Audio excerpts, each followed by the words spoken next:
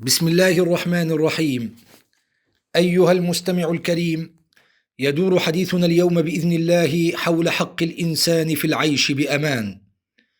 وفي هذا الإطار سنحاول بيان أهمية الأمن بالنسبة للإنسان، إضافة إلى إبراز المنهج الذي وضعه الإسلام لتحقيق الأمن في المجتمع.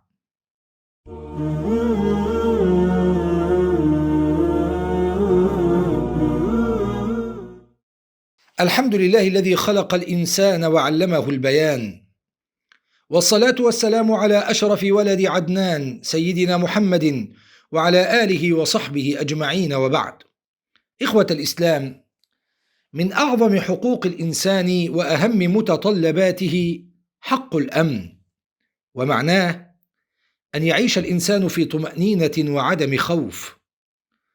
ويعتبر العلم الحديث الأمن من أهم حاجات النفس البشرية، فهي حاجة تلي مباشرة الحاجة إلى القوت.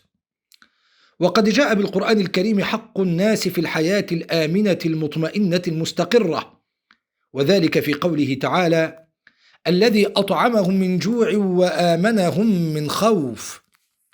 وقد قرر رسول الله صلى الله عليه وسلم حق الإنسان في الأمن والصحة، واعتبر إشباع هذه الحاجات وأولها الأمن نعما عظيمة، فقال صلى الله عليه وسلم: من أصبح منكم آمنا في سربه معافا في جسده عنده قوت يومه فكأنما حيزت له الدنيا.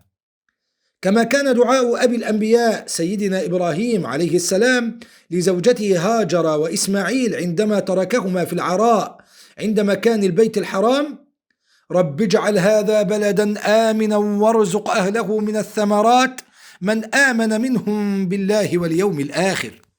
فقد قدم عليه السلام الأمن على الرزق هذا، ويعتبر تحقيق الأمن مقصدا أصيلا في الإسلام. وفي إطار ذلك وضعت الشريعة الإسلامية منهجا متكاملا لتحقيق الأمن في المجتمع، وتتمثل معالم هذا المنهج في عدة أمور، أهمها ضرورة التحلي بالإيمان. فالإيمان بالله يجعل الفرد يتجنب كل ما من شأنه أن يؤذي المسلمين أو يسبب لهم الخوف في أنفسهم أو أموالهم أو أعراضهم، فضلا عن الاعتداء عليها. وكلما عظم حظ العبد من الإيمان عظم حظه من الأمن. قال تعالى: الذين آمنوا ولم يلبسوا إيمانهم بظلم أولئك لهم الأمن وهم مهتدون. كذلك من وسائل تحقيق الأمن الدعاء، فالدعاء مفتاح كل خير في الدنيا والآخرة، وبه يلتجئ الإنسان إلى حصن الله عز وجل فيحظى بالراحة والأمان. وقد تجسد هذا المعنى يوم الخندق عندما قال الصحابة لرسول الله صلى الله عليه وسلم: هل من كلمات نقولها فقد بلغت القلوب الحناجر؟ فقال رسول الله صلى الله عليه وسلم: قولوا اللهم استر عوراتنا وآمن روعاتنا. فقالوا هذه الكلمات فألقى الله في قلوب الكفار الرعب وأرسل عليهم الريح وأجلاهم. أيها المستمع الكريم، من أهم الوسائل التي تضبط إيقاع الأمن في المجتمع ضرورة تطبيق العقوبة على كل من يحاول إثارة الفتن وترويع الناس. وفي ذلك الشأن يقول الحق تبارك وتعالى: إنما جزاء الذين يحاربون الله ورسوله ويسعون في الأرض فسادا أن يقتلوا أو يصلبوا أو تقطع أيديهم وأرجلهم من خلاف أو ينفوا من الأرض ذلك لهم خزي في الدنيا ولهم في الآخرة عذاب عظيم. كذلك إخوة الإسلام، يجب أن يرجع الناس في الفتن والنوازل التي تمس أمنهم إلى العلماء المتقين والأئمة الراسخين. قال تعالى: وإذا جاءهم أمر من الأمن أو الخوف أذاعوا به ولو ردوه إلى الرسول وإلى أولي الأمر منهم لعلمه الذين يستنبطونه منهم. ومن الأمور الهامة التي يجب أن تراعى لتحقيق الأمن الالتزام بالسمع والطاعة لولاة أمور المسلمين، لأن الأمن لا يكون إلا بدولة، ولا تكون الدولة إلا بالسمع والطاعة.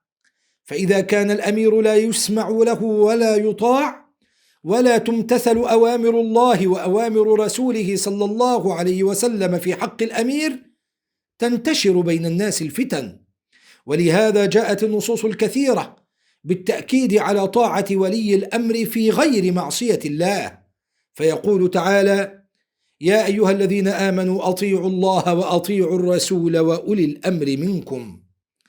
أيها المستمع الكريم، في ختام حديثنا عن هذه القضية يجب التأكيد على أن من أهم وسائل تحقيق الأمن في أي مجتمع إقامة العدل بين الناس، فالله عز وجل يقول: اعدلوا هو أقرب للتقوى.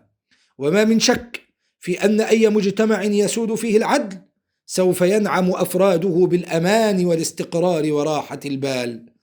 نسأل الله العلي القدير أن يسبغ علينا نعمه وفضله، وصلى الله على سيدنا محمد وعلى آله وصحبه وسلم.